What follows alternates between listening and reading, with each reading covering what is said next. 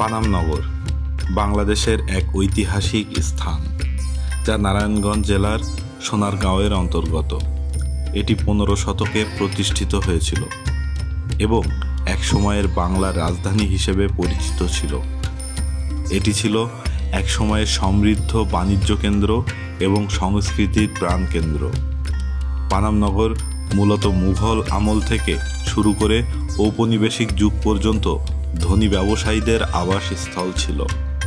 আজ এটি একটি প্রাচীন যুগের প্রতীক।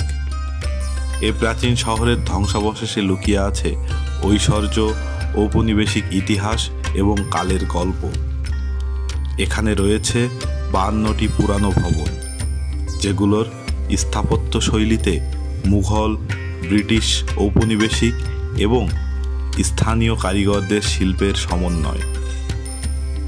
ভবনগুলো 1 তলা থেকে 3 তলা পর্যন্ত বিস্তৃত, আর এগুলো তৈরি হয়েছে লাল ইটের দ্বারা। শহরের এই পুরাতন স্থাপত্য শৈলী এবং তার ইতিহাসের কারণে এটি পর্যটকদের আকর্ষণের কেন্দ্রবিন্দু।